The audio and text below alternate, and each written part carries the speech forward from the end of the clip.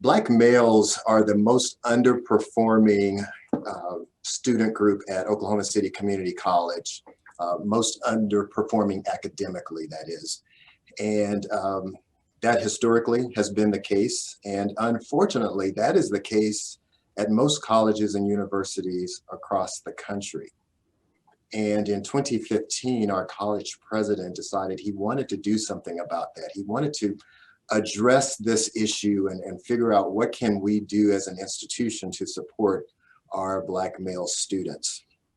And so he asked me if I would start a mentorship program, and that was based on research that indicated that students who have a mentor tend to do better academically than students who are cognitively similar but don't have a mentor.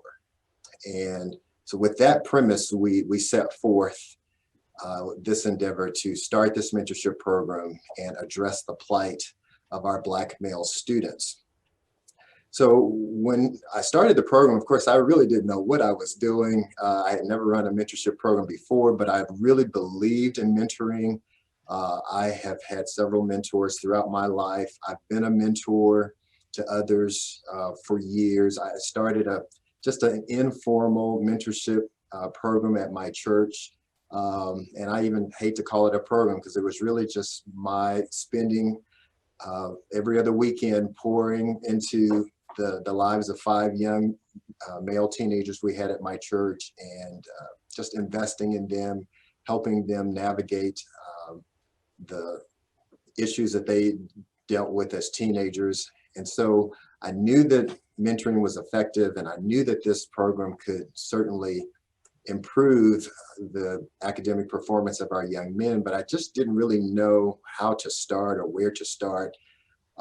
As I thought about it, I felt that this program needed to really address the issues according to what the students said, as opposed to what we all thought the problems might be.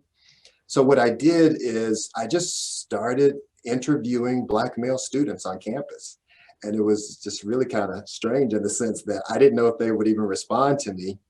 Here's this old guy in a suit walking around the campus interviewing Black males, and I didn't know if they would be receptive or not. But actually, not only were they willing to talk to me, they were eager to talk to me. I was very taken by how I even got the sense that they had been waiting for someone to ask this question. And the question I asked was, I just said, tell me about your experience at OCCC. I didn't want to lead them in any particular direction. So just tell me about your experience. And they really began to share with me positives and negatives regarding their college experience. And so from that, I started compiling a list of issues that I felt this program needed to address. Now, the direction that I got from President Stewart was start a mentorship program. So I knew that I needed to assign mentors, but what in addition to that did I need to do? So as I compiled a list of issues to address, and I'll just share those with you. One of the things that I noticed just right off is that the young men really did not utilize campus resources. One of the greatest assets of OCCC is that we've got academic resources everywhere. So there are academic labs, we have tutors available, of course faculty have office hours available. So there are multiple ways that students can engage in these academic resources, but in most cases, either they were unaware of those resources or they were aware of them and they just didn't utilize them.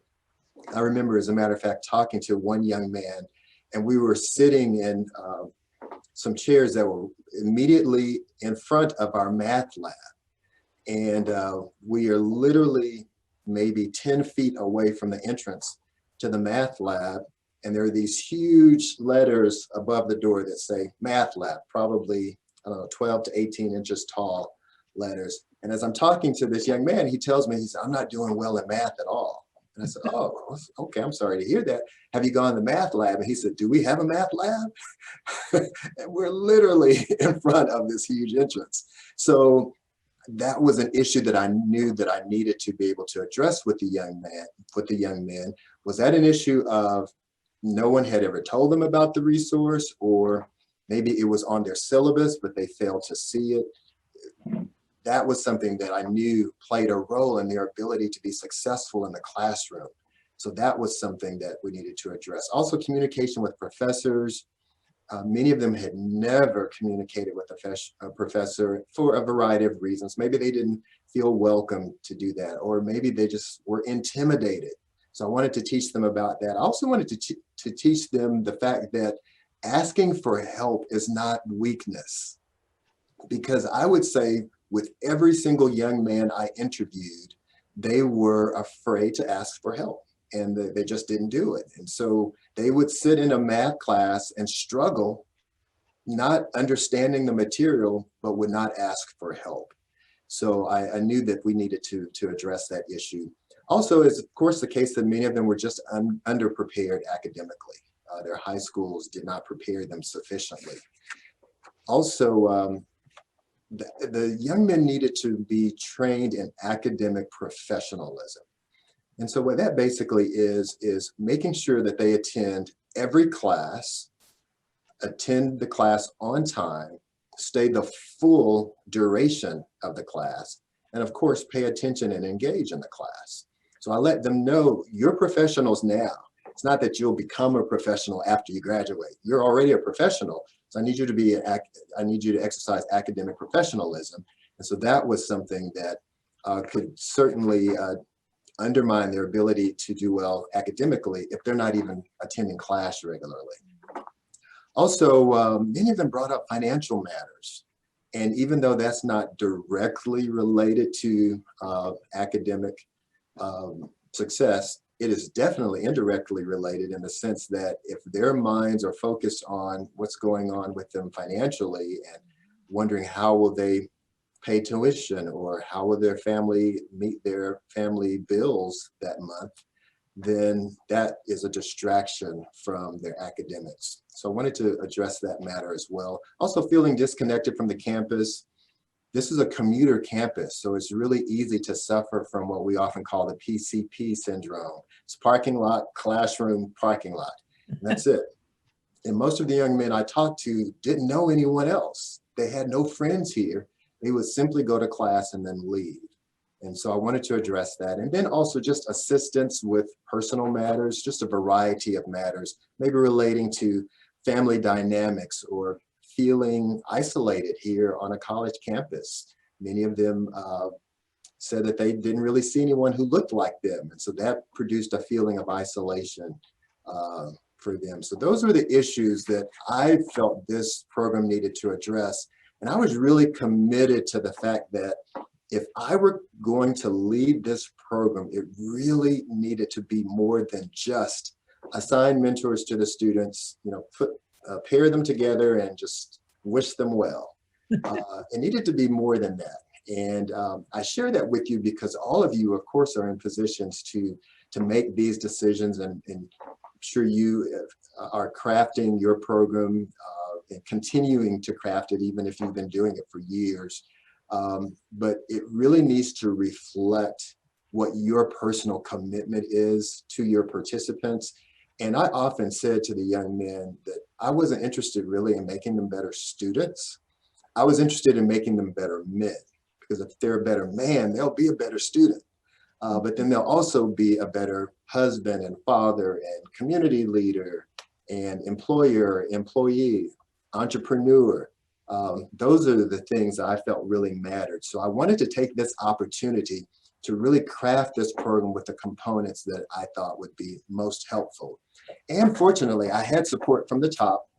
The president gave me the freedom and the flexibility to design this program in a way that would meet the needs of the students and would be in keeping with what I felt the program should entail.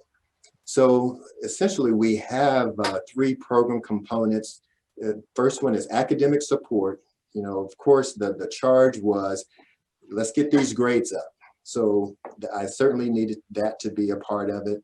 And, that involved just several approaches, be it, I invited professors to come and talk to the students. I invited lab directors to talk to the students.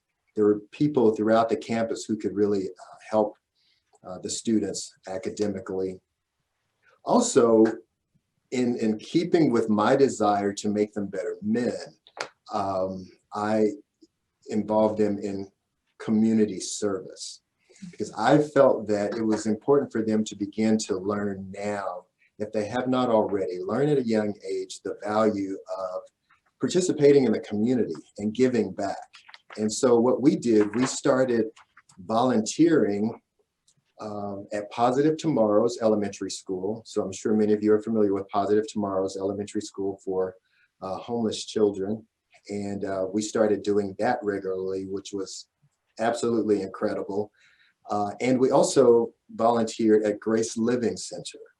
So I wanted the young men to have experience engaging with children and also with older adults, so that we could incorporate the age spectrum. And making that decision to include them in community service, I say, was just a really great decision, because it not only brought them together as a brotherhood, really, but it also helped them to see that even now they can be productive contributors to their community. That wasn't something they have to wait until later to do, wait until they have money or on a job earning income. No, they can do it now. They've got skills, they've got so much that they can contribute to others even now. And then another program component was campus engagement. A lot of the guys did nothing on campus. And so I made sure that we were available to volunteer for various events on campus so that I could engage them on campus. As you know, that getting involved in campus really produces buy-in on the part of the students. And so that results to an even greater commitment to their academics as well. So I would hear the students go from saying, I go to OCCC, to saying, OCCC is my school. So there was ownership there. And then also the last component is just personal development. I was really interested in developing them as people, and I knew that needed to incorporate other areas as well. Of course, academics would be primary, but just other areas of their personal development. I often think about a quote by Martin Luther King. He said, the goal of education is intelligence plus character. And so I really wanted to invest in the side of intelligence. Of course, I want our professors to handle the schooling part of education, but then I also wanted to develop their character. So we invited guests to come and engage with the young men as well to help that end of it. And I will say we did things even, for example, one of the first guest speakers I had, and this was in, we launched in 2016, one of the first guest speakers I had was the Oklahoma City Police Chief, Bill City, because I wanted the young men to address the issue of how do you engage with law enforcement safely? That's really important for Black males. I felt that it really made no sense for me to, let's say, get all of these young men to a 4.0, only for them to go out and have an unsafe engagement with a police officer. So it's those kinds of things that we did, and it proved to just really help develop the young men. I also want to let you know that one of the things that I encourage you to do, and I'm sure many of you are already doing it, is allow your participants to also steer the program. A lot of what we did and included in the program was a result of the young men expressing a need. I met with the young men every Friday to have group meetings, and that's when we would have our guest speakers. That was the idea of the young men. I never thought they would even be willing to come to campus. Most classes are not offered on Fridays. So I didn't think they would come to campus on a Friday. And one of them suggested, hey, why don't we meet on Fridays, like every other Friday? I thought, okay. And I thought, nobody's gonna show up. They showed up. And after we met every other Friday for a few weeks, they said, hey, why don't we meet every Friday? And so we started meeting every Friday, and they showed up. And so I was flexible enough to allow them to steer it in a sense as well. So those were the components that we included. And then of course, the overarching component was the assignment of a mentor.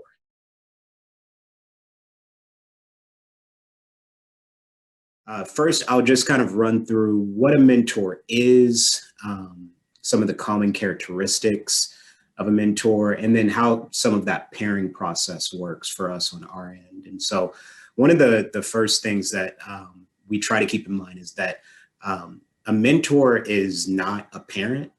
We see the mentor more as an advisor. And so I think the primary difference there is that when I think about a parent, I think about someone who's telling you what to do.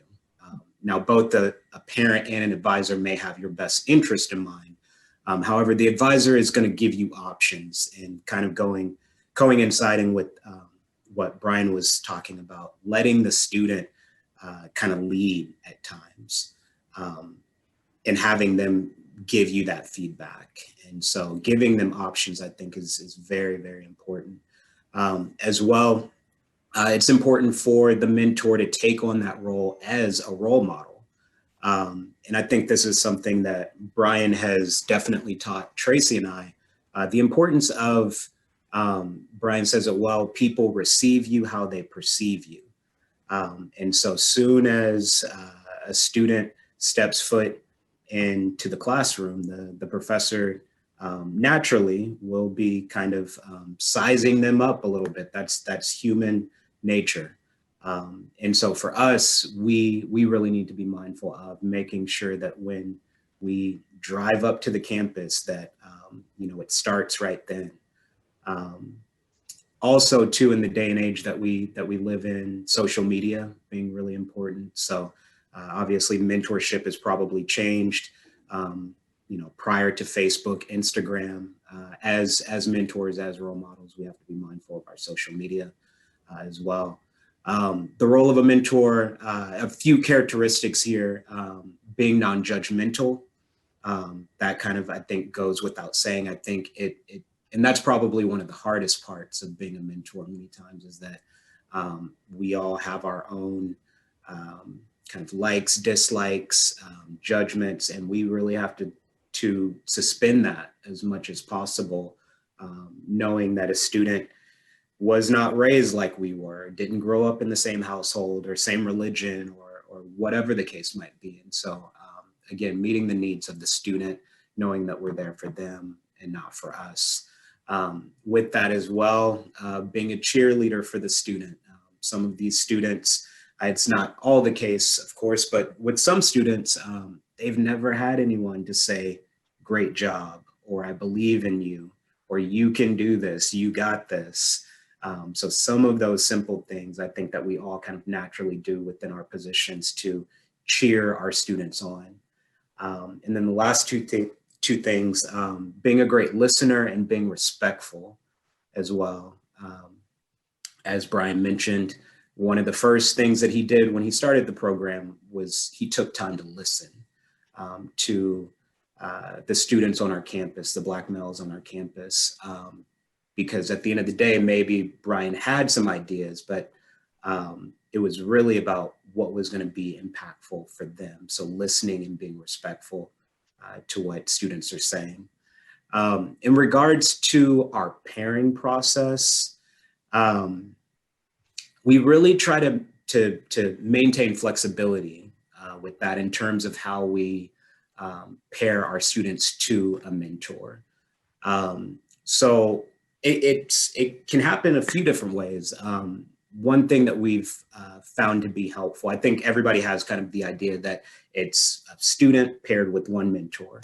And that can obviously be something that's successful. Something else that we've found to be successful as well is sometimes having groups of students paired with one mentor. So if it's a group of engineering students, and this is something that Tracey does very well, if we have one particular engineer that can meet the needs of, say, 2 or 3 students, we've found that to be helpful as well. Of course, with that, personality is very, very important. So probably more so than anything, more so than even does the student have a major that the mentor is a professional in, we really gauge the personality fit there. So making sure that if we have a student that maybe is a little bit more introverted, do we have a mentor that may be more comfortable with that more introverted student, or someone that's not going to be just over dominating with their personality to maybe close the student up a little bit more. So we really look at personality and making sure that we first and foremost pair students on the basis of personality, not necessarily just profession or major.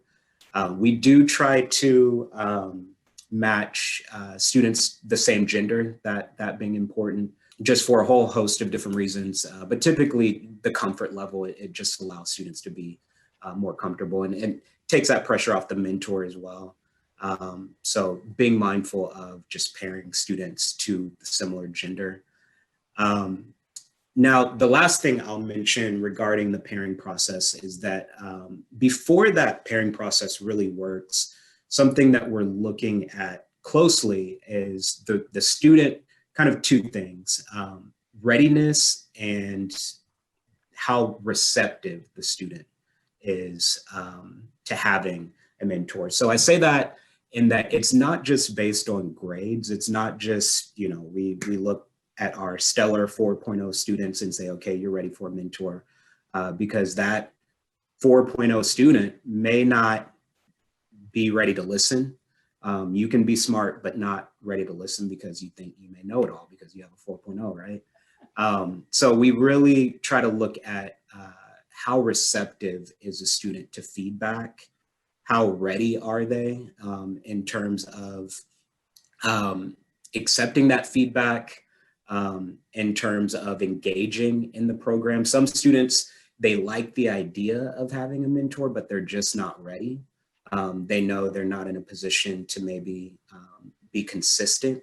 So that consistency is really, really important. There's typically steps that students need to kind of show that consistency with us before we pair them with the mentor, because the last thing that we want to do is waste a student's time and waste a mentor's time.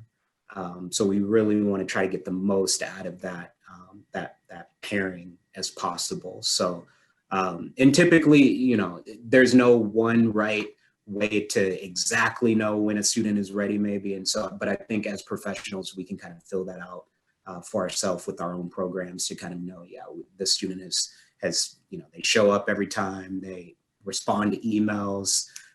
You know, if I ask them to be at a certain place at a certain time, they're typically there.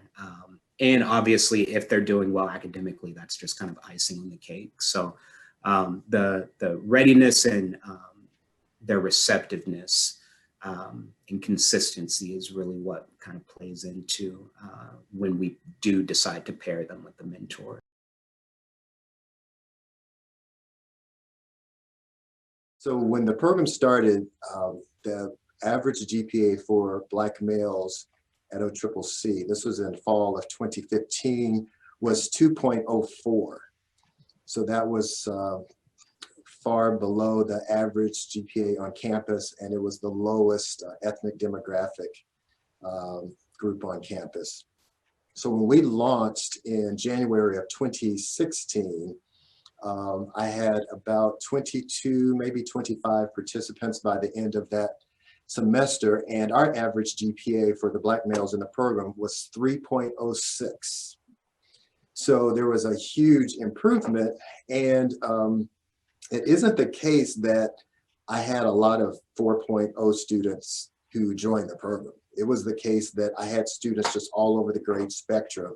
I remember a young man who was on academic probation, had 1.5 the semester before he joined the program, and finished with a 4.0 his first semester in the program. Another young man had a 1.0 his semester prior to joining this program and finished with a 3.5. So there were just some stellar results. I think all of us here on campus were really surprised at that. But then what's important is consistency. Was that just a fluke? Was that just a one-time thing? So we wanted to just continue to move forward. Then the next semester, it was a 3.24 average GPA. And of course, the student population in the program is growing as well. Still African-American males. Then 3.15, and it just continued to hover there. So it was never below a 3.0. It was always that or above, which is, again, very rare for Black male students. And so we wanted to continue doing what we were doing and then add what other components we could add to help make them even more successful. I said to the president once when we were talking about the success of the program, I said, you know, these guys didn't just get smart when we started the program. They were already smart. And so this program was just a way for them to receive the support that they needed in order for them to show the rest of the world what they could do academically. And so it was always the plan to expand this program. People often say, well, why did you only do Black males? Well, Black males were the most underperforming academically. So we wanted to start there and then work our way up, because we felt if it could work there for whoever was at the bottom of that group, and it just happened to be Black males, so if it could work for them, once we worked our way up, it would continue working. So that's when we added Black females, Native American males and females, and Latino males and females. And so we added them in spring of 2019 and saw the same results. That first semester after the expansion, our average GPA was 3.31. So fortunately, it continued. We continued to see that success. And it, as I said before, it has continued to remain above a 3.0 as well. And one of the things that I emphasize a lot too is how many of our students transfer to a four-year institution. Because one of the things that we have to address with our students when they're here is that they are college material. Many of them have been told for forever that they're not. Many of them, even by their own family, have been told, you should be out working. You're wasting your time going to college. You're not smart enough to be in college. And then we convince them, yes, you do belong here. They come and then they do very well, but then they think, oh, but I couldn't ever handle OU or UCO or one of those schools. So we have to work with them and help them understand, just as you were able to navigate the rigors of OCCC, you can do that at another institution as well. So historically, from 86% to 100% of our graduates each semester transfer to a four-year institution. So that rate is also very high.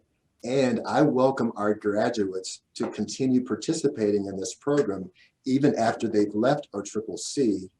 And I think in the last Zoom meeting, so now our Friday meetings, of course, are on Zoom. And in the last one we had, 40% of the students on the call were actually graduates. So they're still engaging with this program. What does that say to me? It says a couple of things. One, they had a positive experience in this program, and I'm grateful for that. But it also says to me, they're not finding these spaces of support in their transfer institutions. And many of them have indicated that.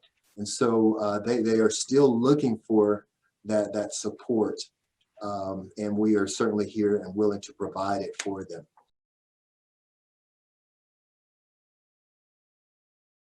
So I wanted to give you all an idea of what the SCMS office looks like. So our office is in the main building of Oklahoma City Community College. And we are in an area across from testing. And that's actually where I was able to recruit some of our students as they were testing to get into their classes, whether it be intermediate courses or having to take placement exams. And we would assist them and then say, hey, there's this program called SCMS. Would you like to learn a little bit more about it? So a lot of our students we have been able to meet because they have been lost on campus, and thankfully we're happy to take them into the program. Pre-COVID, we had a little area where students would gather and they would study and they would get to know one another. think the beautiful thing about the SCMS office was the culture, and where we never made people feel exclusive or excluded. Right. So we made sure that students, every time they saw a new student, would say hello, would say, what classes are you taking? What's your major? Always made them feel welcome. And I think that that started from the very beginning when Bryon started with those Black males. Sure.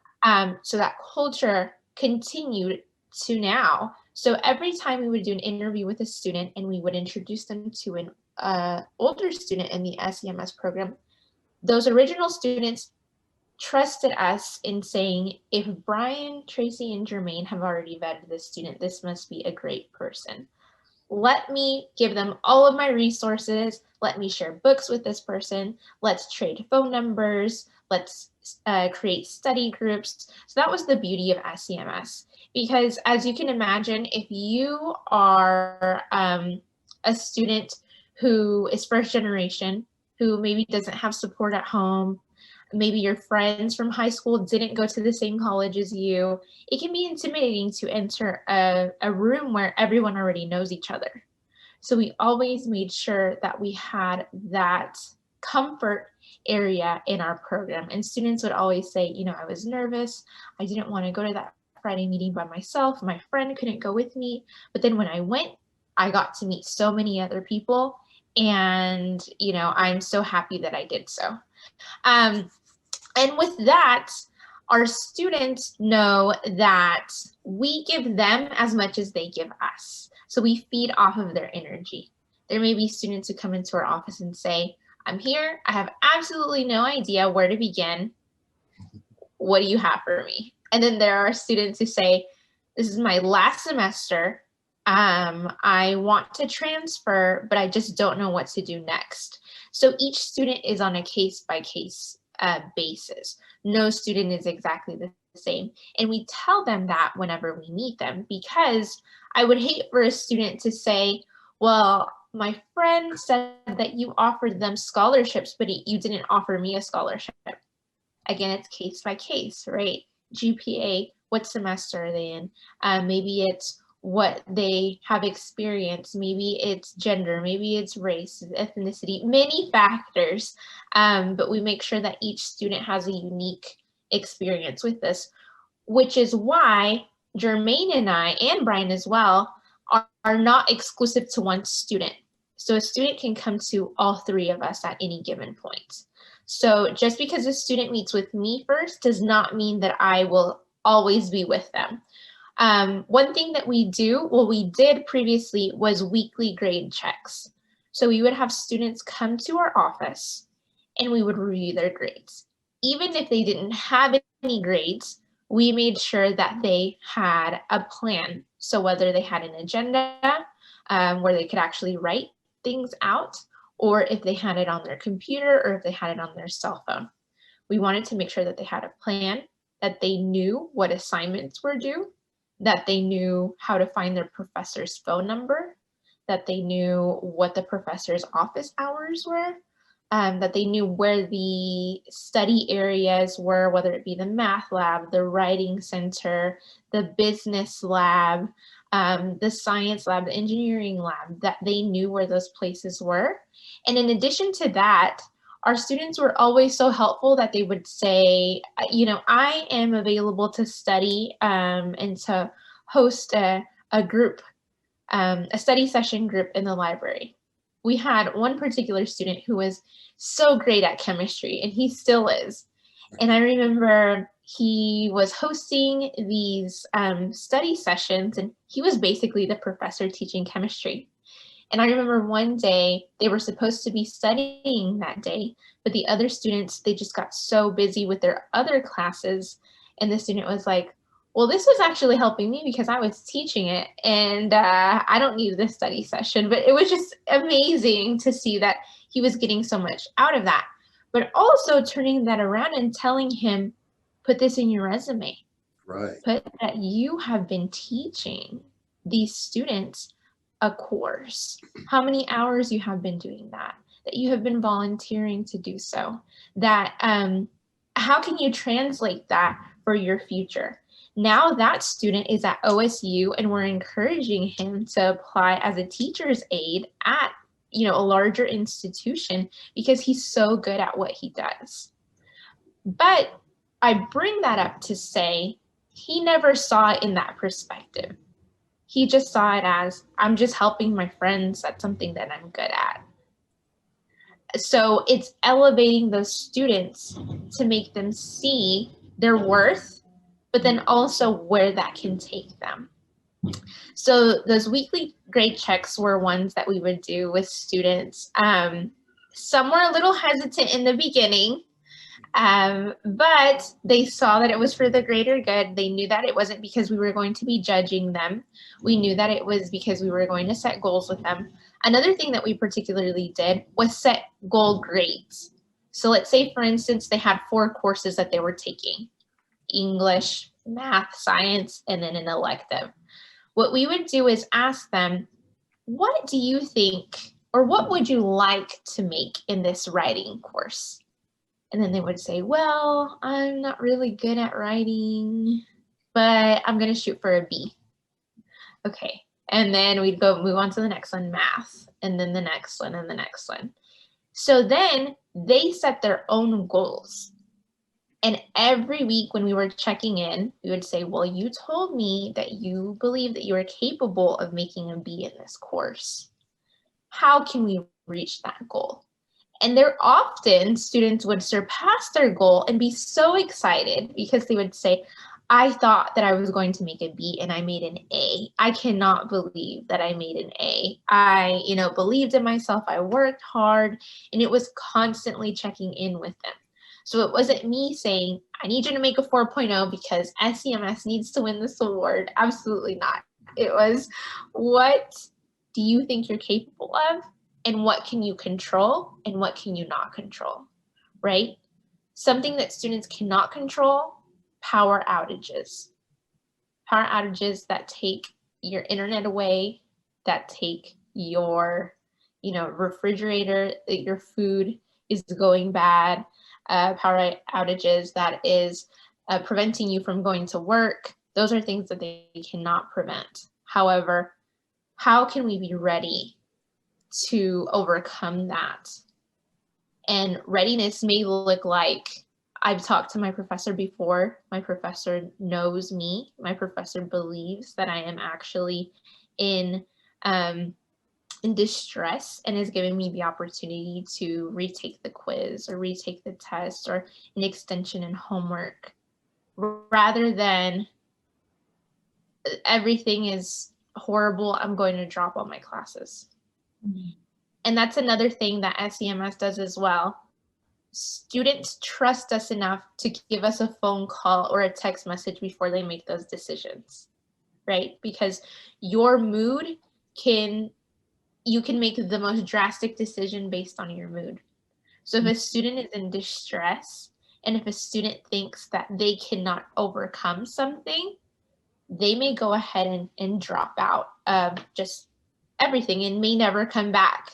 So our students, regardless of what time it is, what day it is, they feel comfortable texting at least one of us and saying, this is my situation, what do you think I should do? And that is something that we have cultivated over time. But I think that almost immediately, because of the culture of our office and because of the sincerity that we have and the love that we have for our students, they are willing to do that. Also, like Chris, the chemistry student that I was telling you about, we help them find internships. We check their resumes. We help them with transfer applications, and we connect them to those people at those other institutions that we trust as well. So as you can tell, we have a passion for our students. So I want to make sure that whoever I pass along to this next institution is going to answer their emails, is going to provide them with the scholarships that they deserve, and that is going to answer their questions, and that they feel comfortable wherever they land next.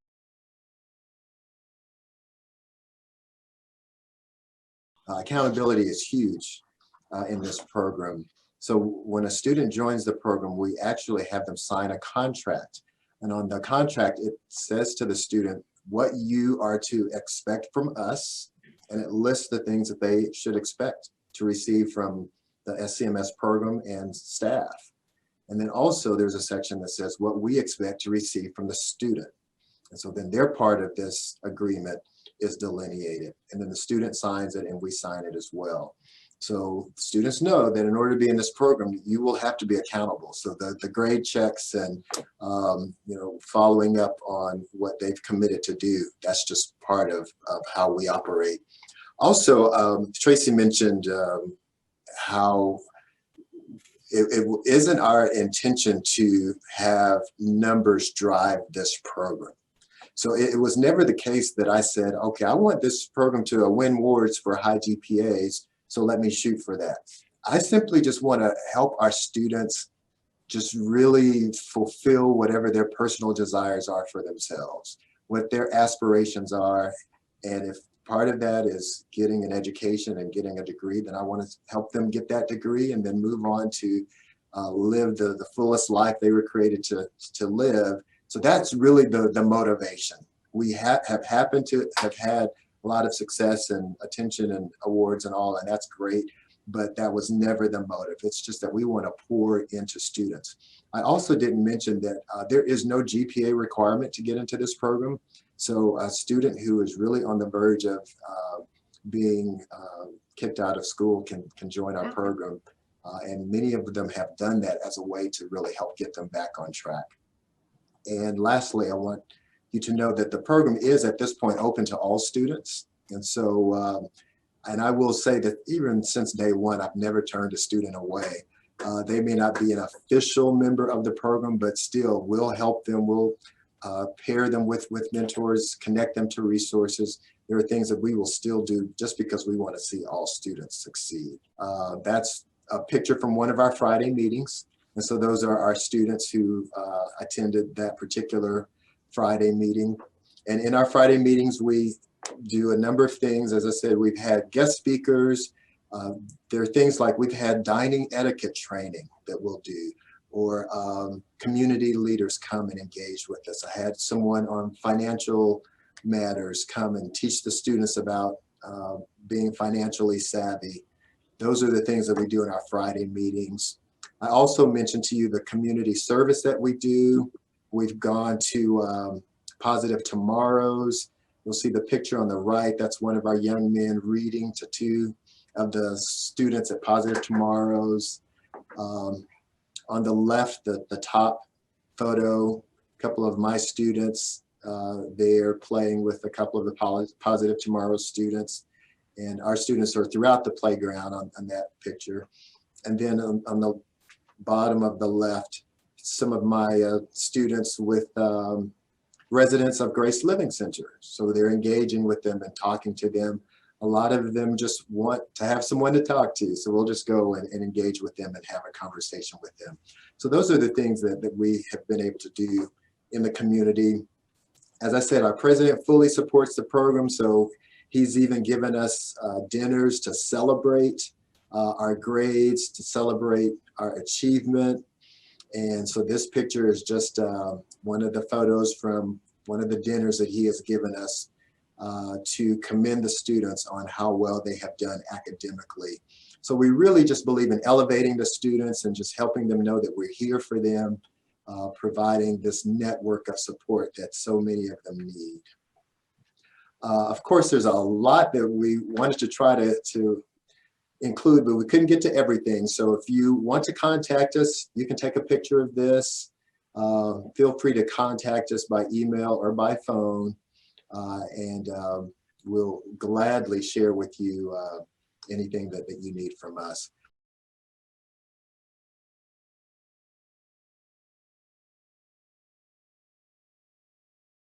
Our group of students are very unique. We have mothers, we have non-traditional students, we have students who came straight out of high school, we have students who took a break or got laid off and decided to come back to school.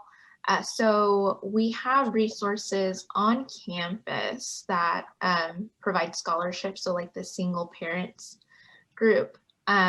We also allow our students, well, not allow our students, but provide them with resources outside of campus, so scholarships that are available. Right now, there is a scholarship called the Stepping Stone Foundation that is in Oklahoma City, and they provide scholarships to teen parents.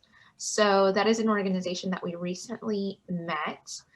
We encounter various organizations through our mentors. Sometimes our mentors will provide us with information on scholarships or funding and grants that are available, whether it be through their jobs or nonprofit organizations. So we always tell our students about those scholarship opportunities that are available. Sometimes it is job opportunities as well that are on campus or off campus.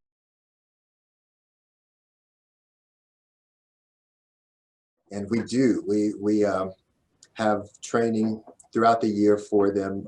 Once we have a group of new mentors, we'll do a training for them. We'll also give them a packet of material that has information as well as resources. And then we just let them know that we're always available to talk to them and to add to the number of resources that they have. As you know, the needs of students can be very unique. So sometimes our mentors will need some help in finding resources locally. So we'll help them with that. So yes, we do provide training for our mentors as well. To add to that, Jermaine touched on this a little bit. Sometimes if there is a mentor who would like to mentor but is a little too busy at that point in time, what they will do is what we call a fireside chat, where we will gather them with multiple students, maybe once a semester or once a year. So there's not that pressure of having to be consistent with one student. And then they have the flexibility to say, if any student ever needs me, they can feel free to reach out to me. However, I am not as flexible on a month-to-month basis.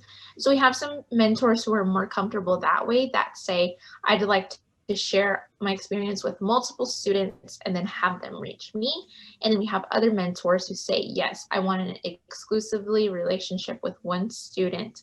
And it's a semester by semester case. So if we feel that students are not compatible with the mentor, or the mentor doesn't feel compatible with the student, then we reassign.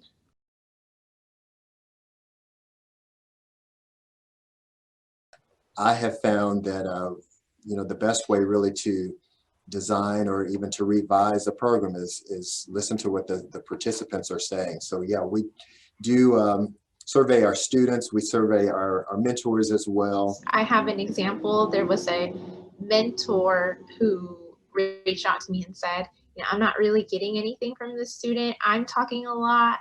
He's not really saying much. And then on the other side, the student was coming to my office and telling me how much he loved his mentor and how much he was getting out of it. So sometimes it's more of a personality thing. And that way we can reinforce and make sure that the mentors know that they are doing a good job. But it's just that the student may be a little shy or not comfortable telling them yet, but this is what we're hearing on the other end.